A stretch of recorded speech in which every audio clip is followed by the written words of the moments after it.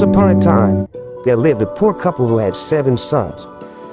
They could not even once feed their children properly, so they decided to abandon them in the forest. So one day, the mother cooked bread for each of them. The father leading the way, with each son following, their eyes filled with curiosity and excitement as they explore the lush greenery around them. The forest is alive with the sounds of nature, and the air is fresh with the scent of wild fruits. It's a moment of family bonding and adventure. The father took them to the forest on the pretext of searching fruits. The youngest son was very clever. He did not eat the bread, but instead left trials of their route with pieces of his bread. When they reached deep into the forest, the father told them that he had to attain his nature call and asked them to wait there for him. It was almost dark, but their father did not return to them. The brothers lost in the forest, with the youngest brother leading the way back home by following the trail of breadcrumbs he left earlier. The image captures the tension of their situation, as well as the relief of finding their way in the darkness of the night, illustrating the cleverness of the youngest brother and the bond between the siblings as they navigate their way through the forest. The brothers were lost in the forest.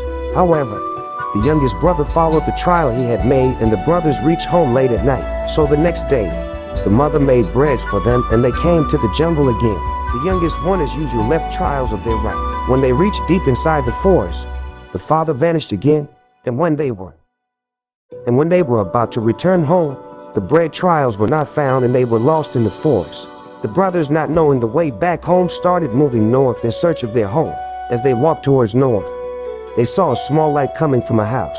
As they reached the house, the brothers asked if anyone was there and let them stay there for the night. A lady answered their call and they went inside the house.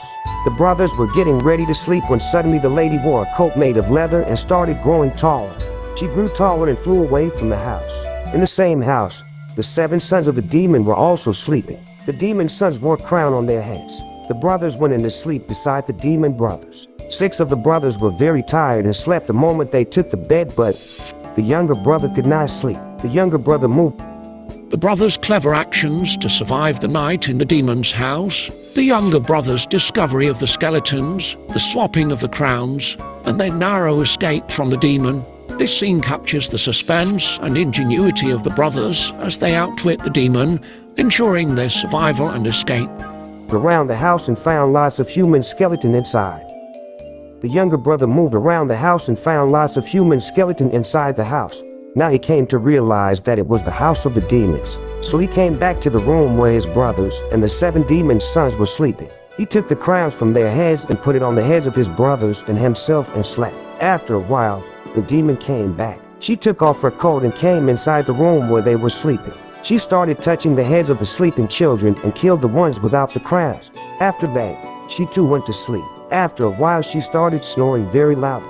At that moment, the younger brother woke up his brothers and told them that it was the house of the demon and they had to go now or else they would be in trouble.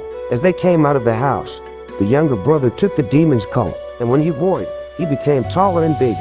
It was magic coat, and with the help of the power, he took his brothers and flew to a hill far away from the forest. When the demon woke up, he realized that she had killed her sons instead of the other children. The angry demon started following the brothers, but as she doesn't have the coat, she was slow. The brothers could see the demon following them from the top of the hill, so they hid behind the huge rocks. As the demon started climbing the hill, the brothers using the magical coat to fly to safety, the demon's pursuit, the brothers' clever use of the hill to defeat the demon, and their discovery of the palace where they are welcomed by the king. The image captures the dramatic escape and the brothers' ingenuity in overcoming the demon, as well as the warm reception they receive from the grateful king. The brothers pushed down huge stones and killed the demon. After killing the demon, the brothers flew north with the help of the coat. They saw a palace and went inside it. They narrated the incident, and king was very happy on hearing the good news. The king was happy because his kingdom gives 1 human each every day as tribute to the demon. So happy was the king that he gave half his land to the brothers and also many other gifts. The brothers went to fetch their parents and they lived happily ever after. The brothers' joyous reunion with their parents, their return to the palace with the king's gifts, and the families happily ever after.